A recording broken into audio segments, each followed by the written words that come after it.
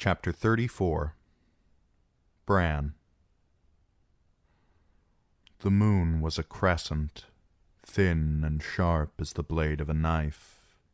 A pale sun rose and set and rose again. Red leaves whispered in the wind. Dark clouds filled the skies and turned to storms. Lightning flashed and thunder rumbled, and dead men with black hands and bright blue eyes shuffled round a cleft in the hillside but could not enter. Under the hill, the broken boy sat upon a weirwood throne, listening to the whispers in the dark as ravens walked up and down his arms. "You will never walk again," the three-eyed crow had promised. "But you will fly." Sometimes the sound of song would drift up from some place far below.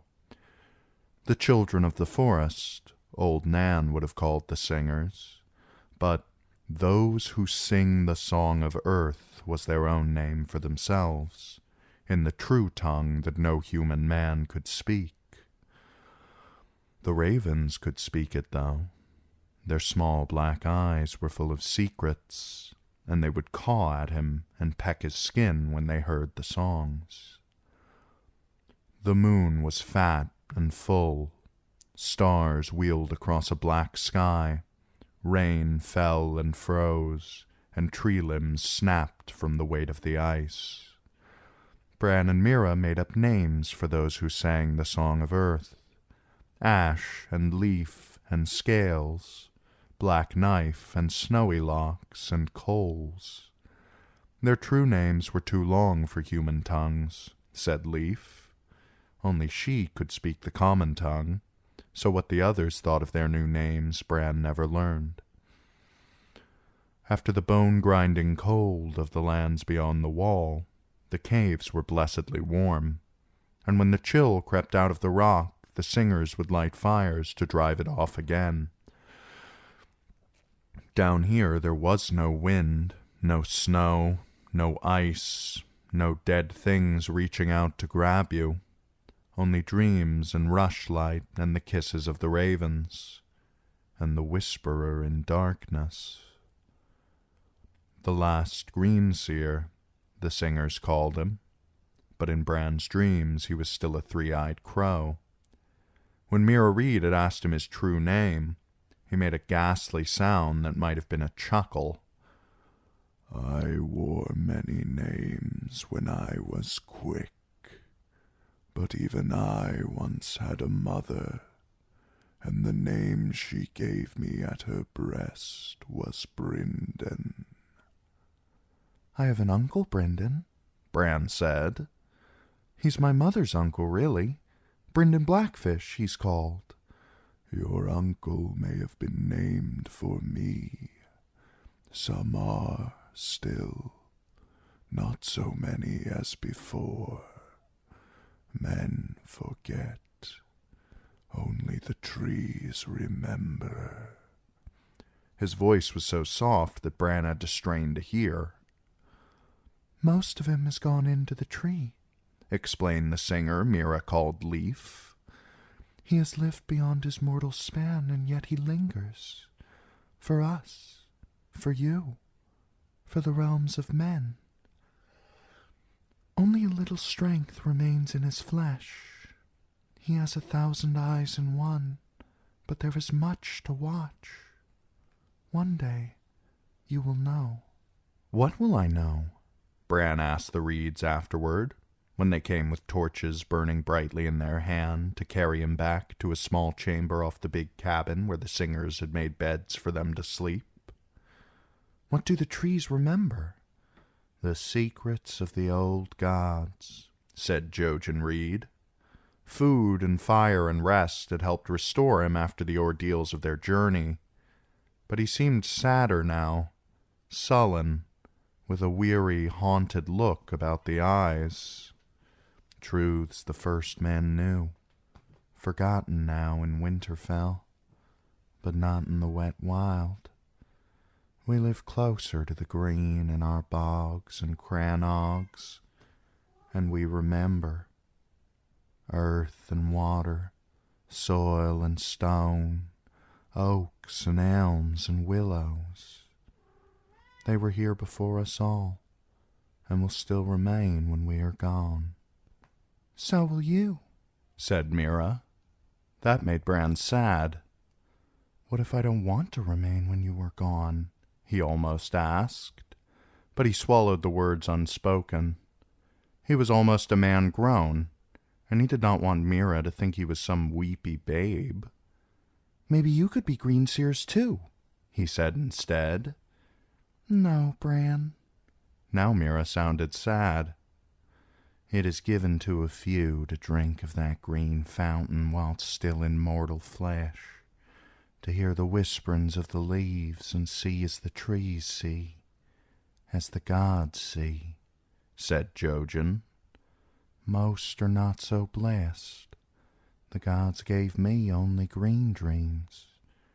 My task was to get you here. My part in this is done. The moon was a black hole in the sky. Wolves howled in the wood, sniffing through the snowdrifts after dead things. A murder of ravens erupted from the hillside, screaming their sharp cries, black wings beating above a white world. A red sun rose and set and rose again, painting the snows in shades of rose and pink. Under the hill, Jojen brooded, Mira fretted, and Hodor wandered through dark tunnels with a sword in his right hand and a torch in his left. Or was it Bran wandering? No one must ever know. The great cavern that opened on the abyss was as black as pitch, black as tar, blacker than the feathers of a crow. Light entered as a trespasser, unwanted and unwelcome, and soon was gone again. Cook fires, candles, and rushes burned for a little while, then guttered out again, their brief lives at an end.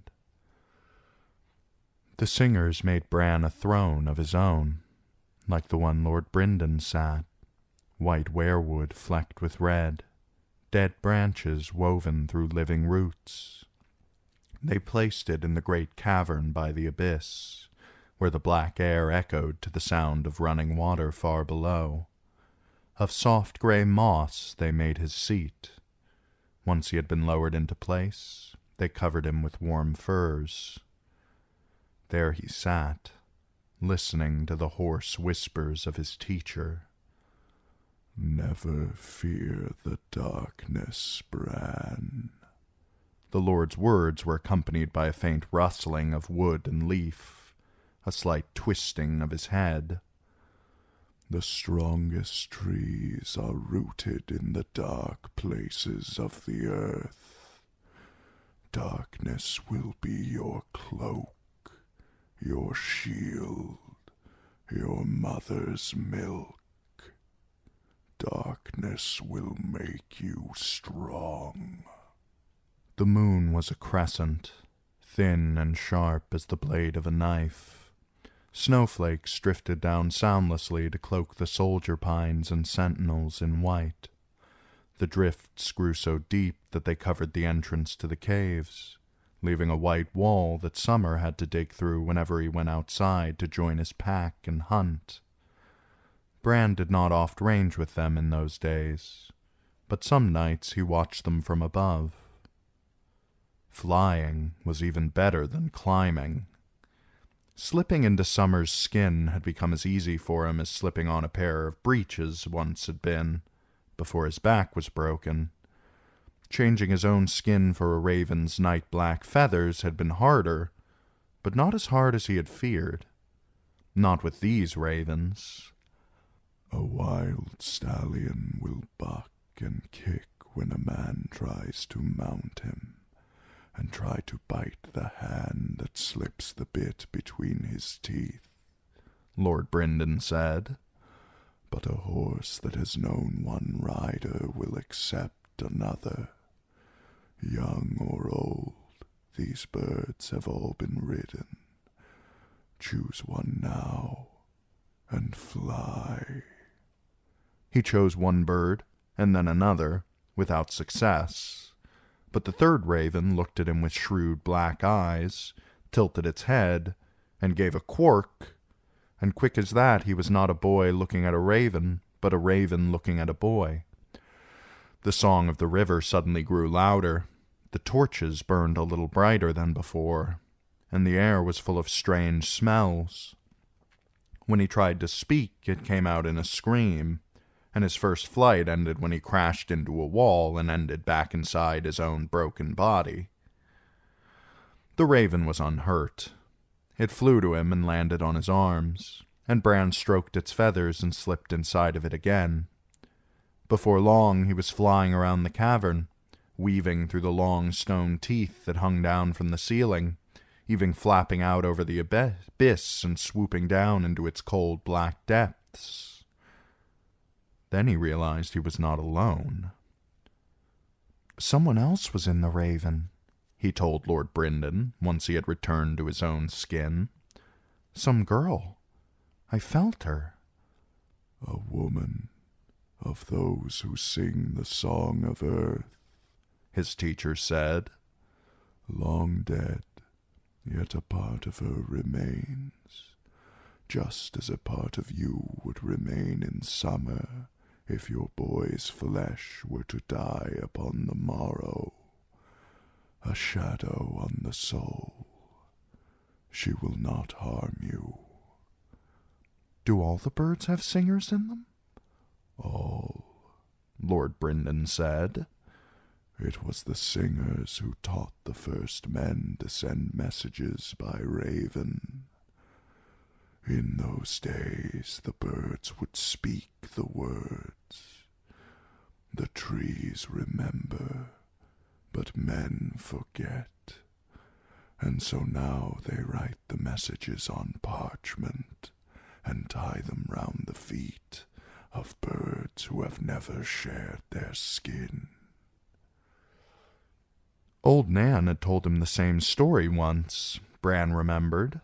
But when he asked Robb if it was true, his brother laughed and asked him if he believed in grumpkins, too.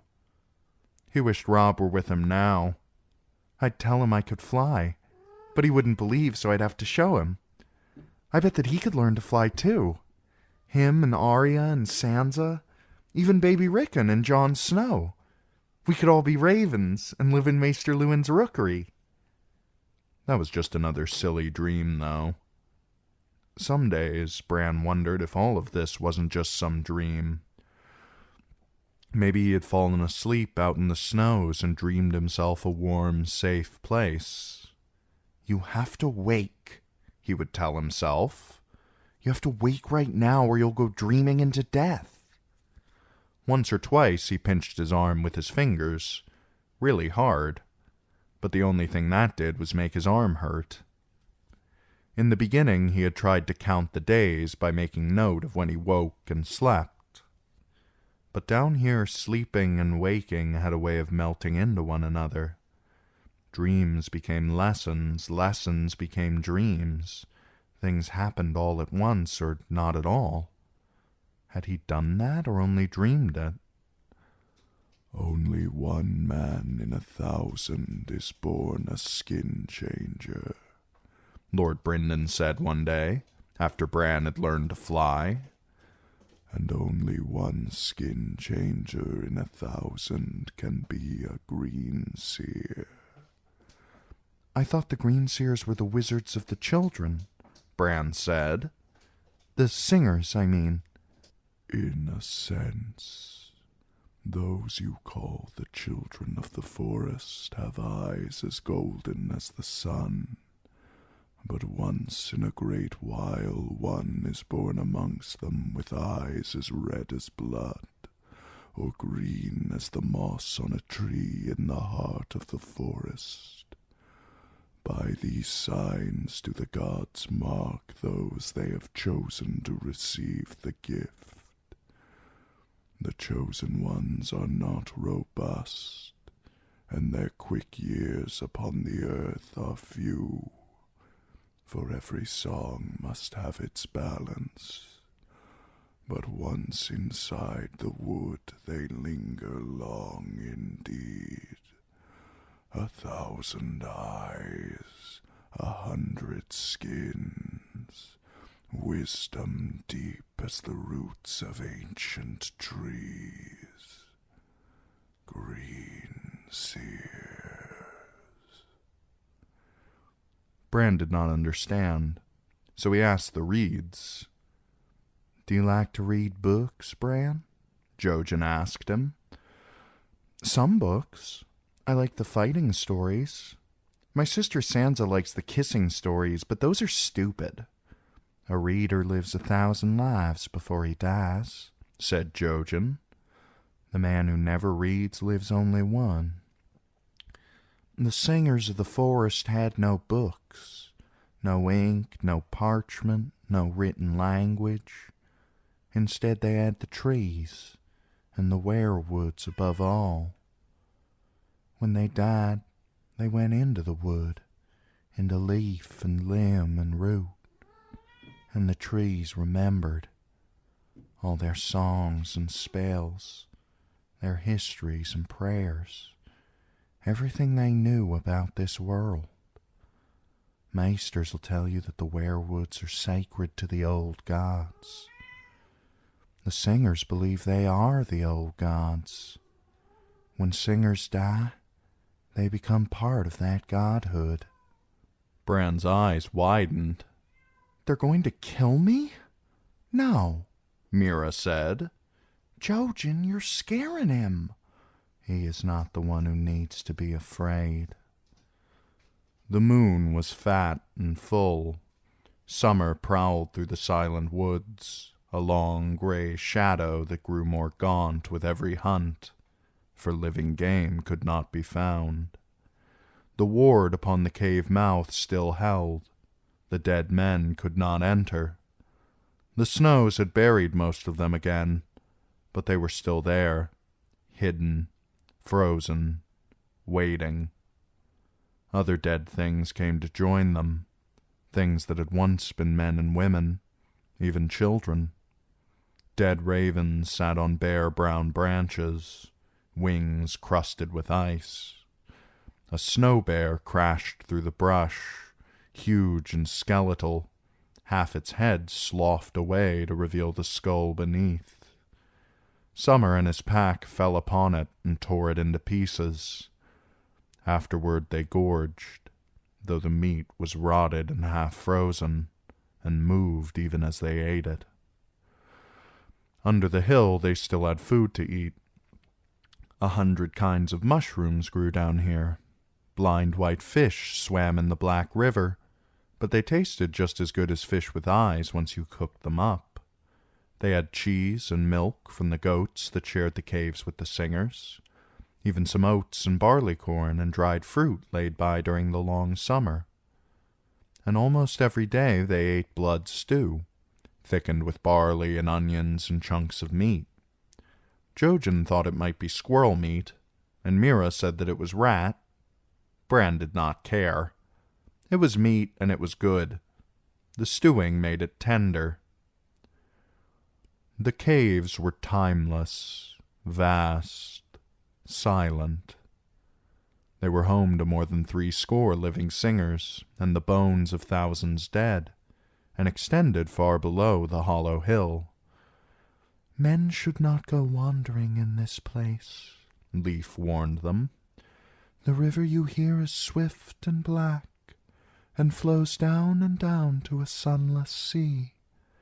And there are passages that go even deeper, bottomless pits and sudden shafts, forgotten ways that lead to the very center of the earth. Even my people have not explored them all, and we have lived here for 1,000 of your man years." Though the men of the 7 kingdoms might call them the children of the forest, Leaf and her people were far from childlike. Little wise men of the forest would have been closer. They were small compared to men, as a wolf is smaller than a dire wolf. That does not mean it is a pup. They had nut-brown skin, dappled like a deer with paler spots, and large ears that could hear things that no man could hear. Their eyes were big too, great golden cat's eyes that could see down passages where a boy's eyes saw only blackness. Their hands had only 3 fingers and a thumb, with sharp black claws instead of nails. And they did sing. They sang in the true tongue, so Bran could not understand the words, but their voices were as pure as winter air. "Where are the rest of you?" Bran asked Leaf once. "Gone down into the earth," she answered. "Into the stones, into the trees. Before the first men came, all this land that you call Westeros was home to us. Yet even in those days we were few.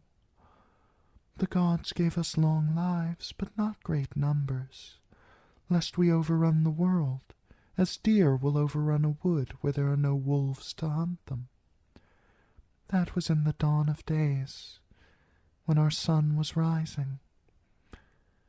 Now it sinks, and this is our long dwindling. The giants are almost gone as well, they who were our bane and our brothers. The great lions of the western hills have been slain. The unicorns are all but gone, the mammoths down to a few hundred. The direwolves will outlast us all, but their time will come as well. In the world that men have made, there is no room for them, or us." She seemed sad when she said it, and that made Bran sad as well. It was only later that he thought, men would not be sad. Men would be wroth. Men would hate and swear a bloody vengeance. The singers sing sad songs, where men would fight and kill. One day, Mira and Jojen decided to go see the river, despite Leaf's cautions. "I want to come too," Bran said. Mira gave him a mournful look. The river was 600 feet below, down steep slopes and twisty passages, she explained. And the last part required climbing down a rope.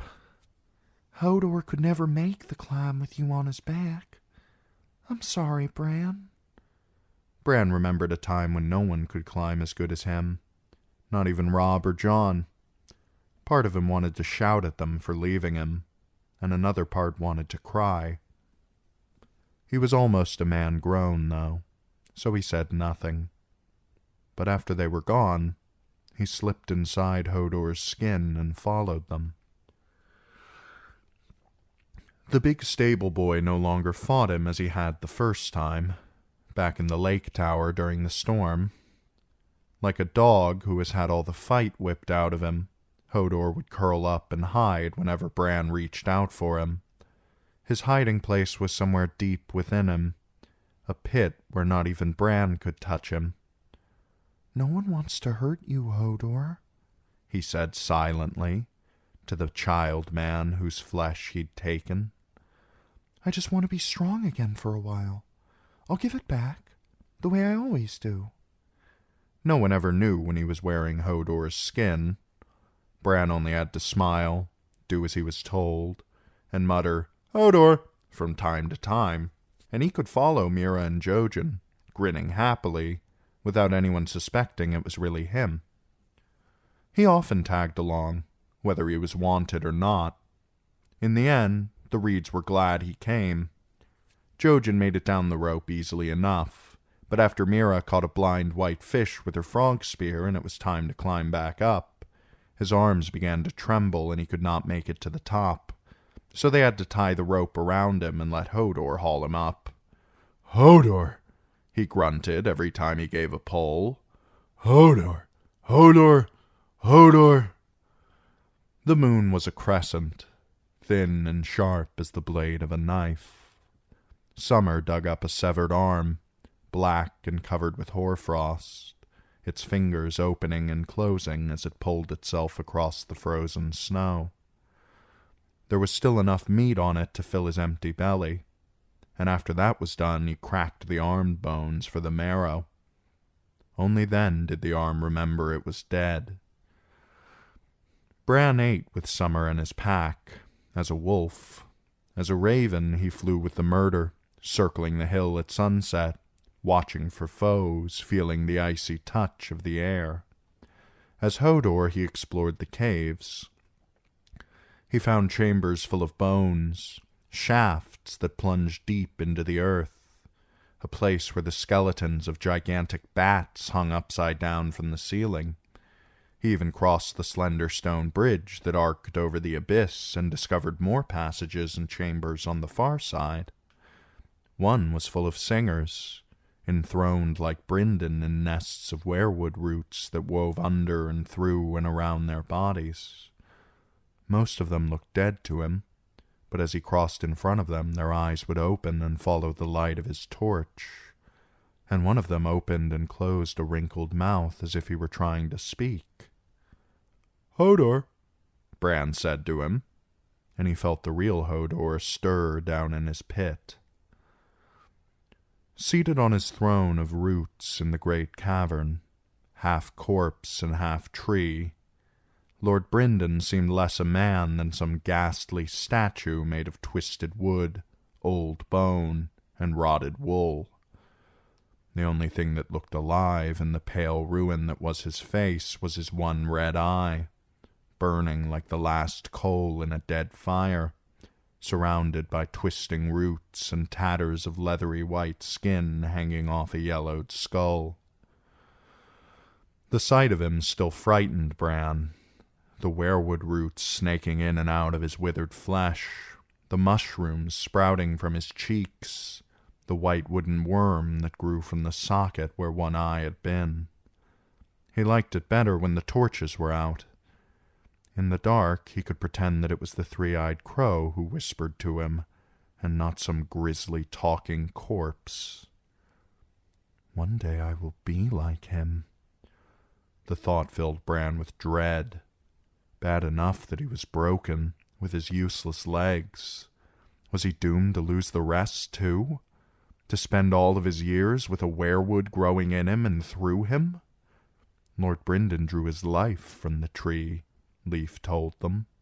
He did not eat, he did not drink. He slept, he dreamed, he watched. I was going to be a knight, Bran remembered. I used to run and climb and fight. It seemed 1,000 years ago. What was he now? Only Bran the broken boy, Brandon of House Stark, prince of a lost kingdom, lord of a burned castle, heir to ruins.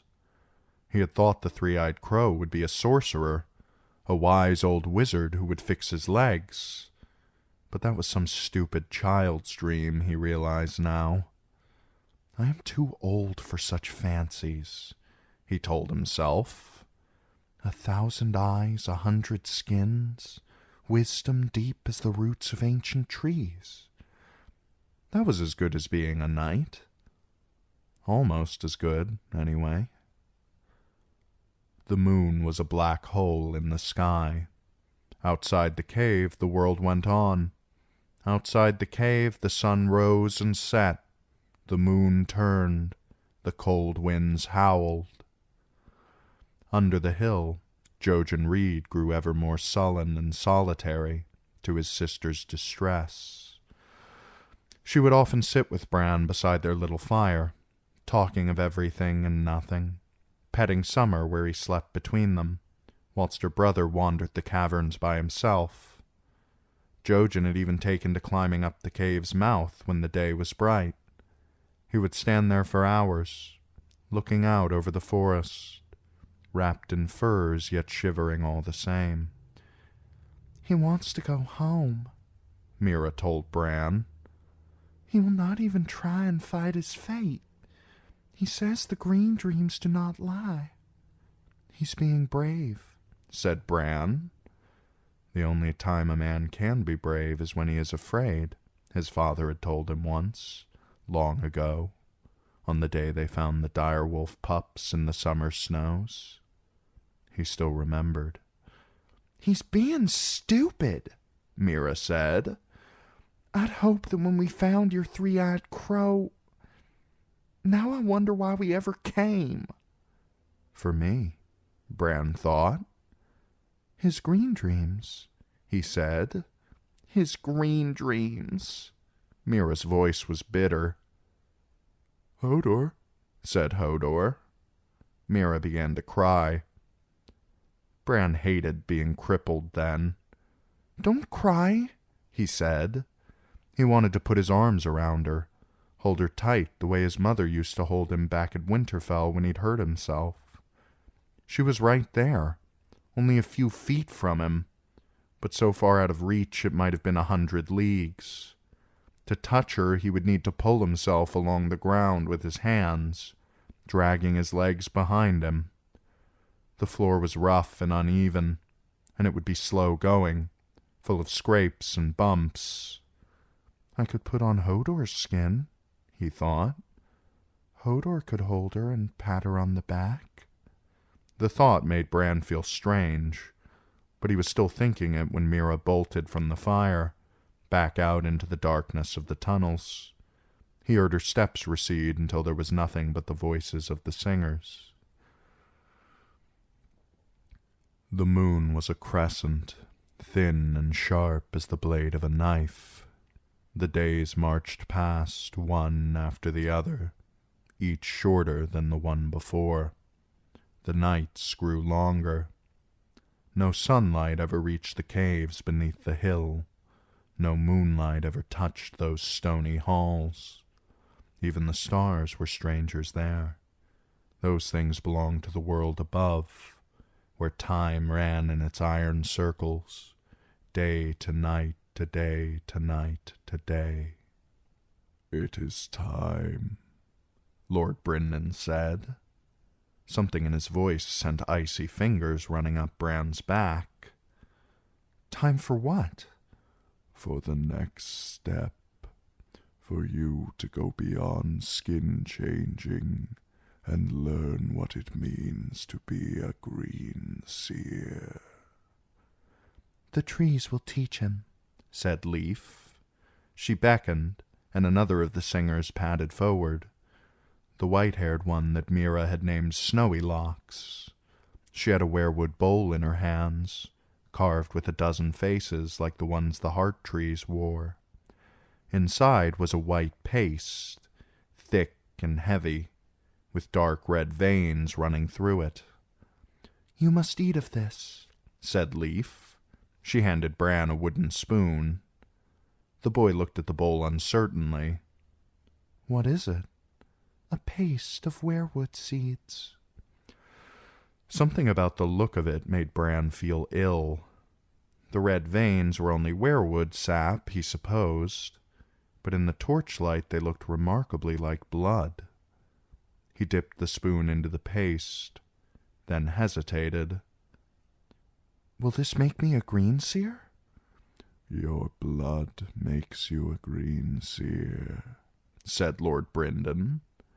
"This will help awaken your gifts and wed you to the trees." Bran did not want to be married to a tree. But who else would wed a broken boy like him?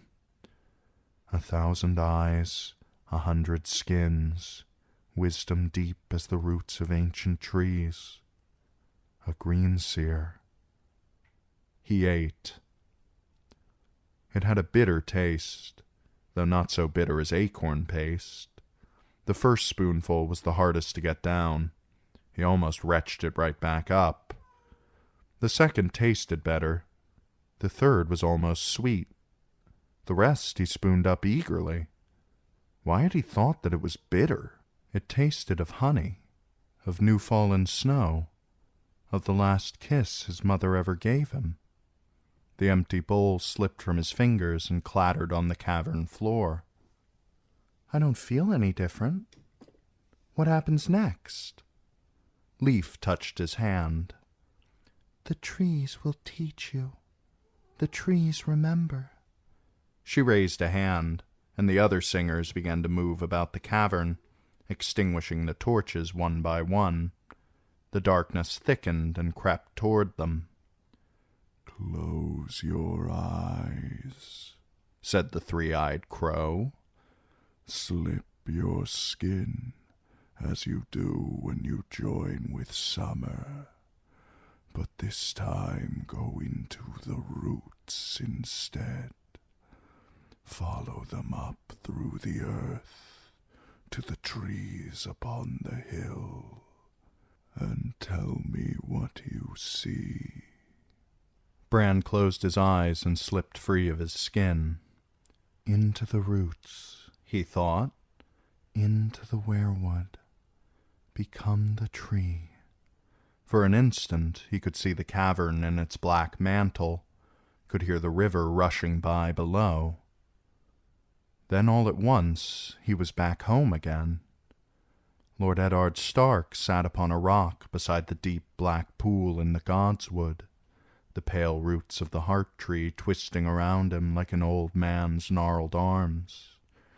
The great sword Ice lay across Lord Eddard's lap, and he was cleaning the blade with an oilcloth. "Winterfell," Bran whispered. His father looked up. "Who's there?" he asked, turning, and Bran, frightened, pulled away. His father and the black pool and the godswood faded and were gone, and he was back in the cavern, the pale, thick roots of his weirwood throne cradling his limbs as a mother does a child. A torch flared to life before him. "Tell us what you saw." From far away, Leaf looked almost a girl, no older than Bran or one of his sisters, but close at hand she seemed far older. She claimed to have seen 200 years. Bran's throat was very dry. He swallowed. "Winterfell. I was back in Winterfell. I saw my father. He's not dead. He's not. I saw him. He's back at Winterfell. He's still alive." "No," said Leaf. "He is gone, boy. Do not seek to call him back from death. I saw him." Bran could feel rough wood pressing against one cheek. "He was cleaning ice. You saw what you wished to see. Your heart yearns for your father and your home, so that is what you saw." "A man must know how to look before he can hope to see," said Lord Brynden. "Those were the shadows of days past that you saw, Bran. You were looking through the eyes of the heart tree in your godswood. Time is different for a tree than for a man. Sun and soil and water, these are the things a weirwood understands, not days and years and centuries. For men, time is a river. We are trapped in its flow, hurtling from past to present, always in the same direction. The lives of trees are different. They root and grow and die in one place, and that river does not move them. The oak is the acorn is the oak, and the weirwood. 1,000 human years are a moment to a weirwood. And through such gates you and I may gaze into the past." "But," said Bran, "he heard me." "He heard a whisper on the wind, a rustling amongst the leaves. You cannot speak to him, try as you might. I know. I have my own ghosts, Bran.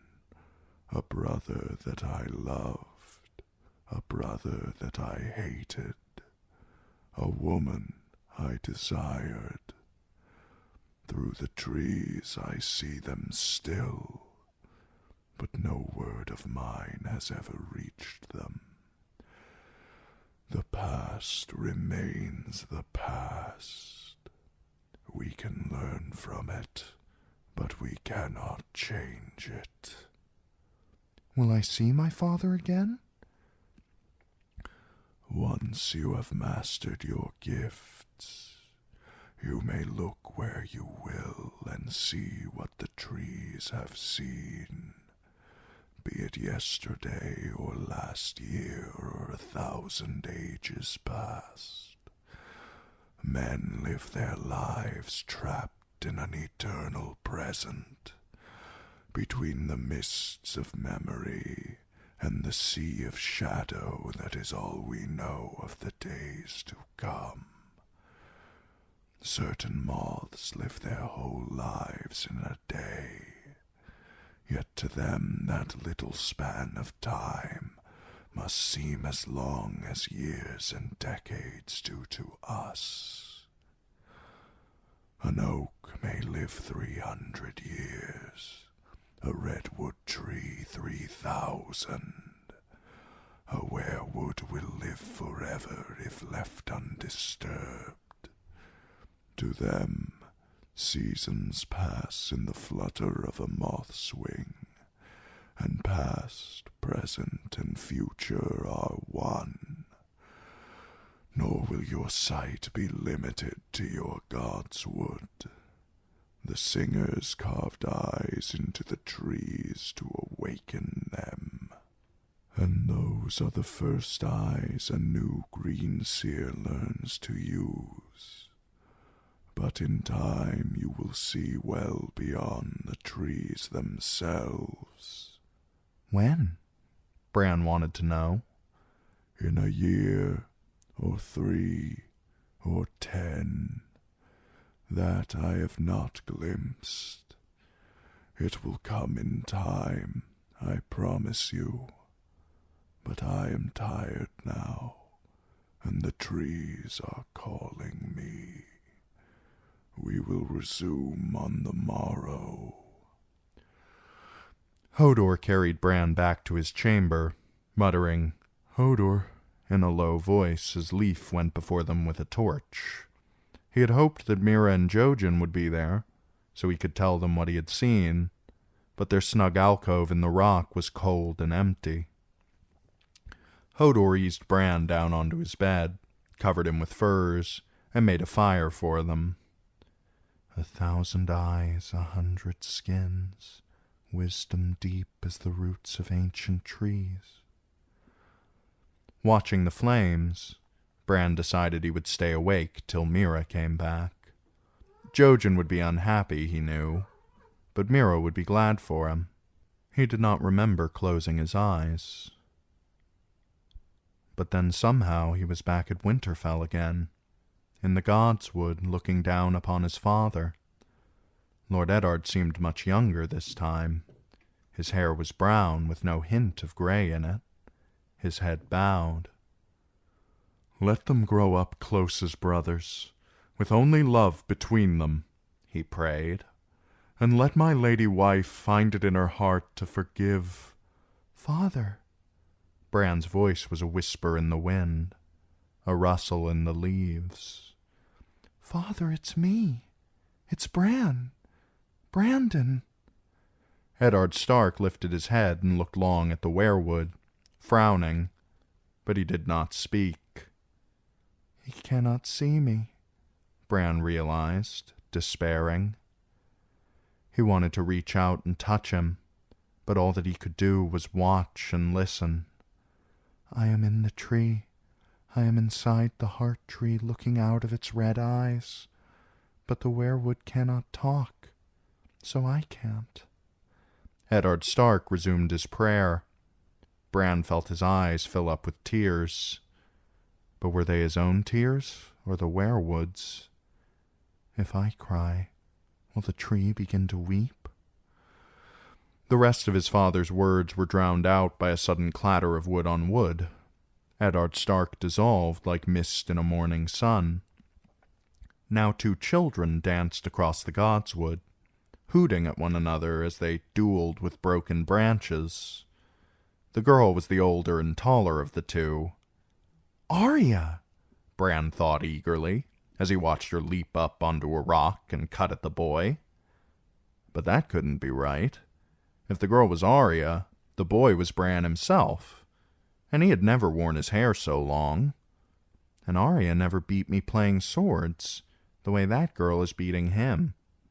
She slashed the boy across his thigh, so hard that his leg went out from under him and he fell into the pool and began to splash and shout. "You be quiet, stupid," the girl said, tossing her own branch aside. "It's just water. Do you want old Nan to hear and run and tell father?" She knelt and pulled her brother from the pool, but before she got him out again, the 2 of them were gone. After that, the glimpses came faster and faster, till Bran was feeling lost and dizzy. He saw no more of his father, nor the girl who looked like Arya, but a woman heavy with child emerged naked and dripping from the black pool, knelt before the tree, and begged the old gods for a son who would avenge her. Then there came a brown-haired girl slender as a spear, who stood on the tips of her toes to kiss the lips of a young knight as tall as Hodor. A dark-eyed youth, pale and fierce, sliced 3 branches off the weirwood and shaped them into arrows. The tree itself was shrinking, growing smaller with each vision, whilst the lesser trees dwindled into saplings and vanished, only to be replaced by other trees that would dwindle and vanish in their turn. And now the lords Bran glimpsed were tall and hard, stern men in fur and chainmail. Some wore faces he remembered from the statues in the crypts, but they were gone before he could put a name to them. Then, as he watched, a bearded man forced a captive down onto his knees before the heart tree. A white-haired woman stepped toward them through a drift of dark red leaves, a bronze sickle in her hand. "No," said Bran. "No, don't!" But they could not hear him, no more than his father had. The woman grabbed the captive by the hair, hooked the sickle round his throat, and slashed. And through the mists of centuries the broken boy could only watch as the man's feet drummed against the earth. But as his life flowed out of him in a red tide, Brandon Stark could taste the blood.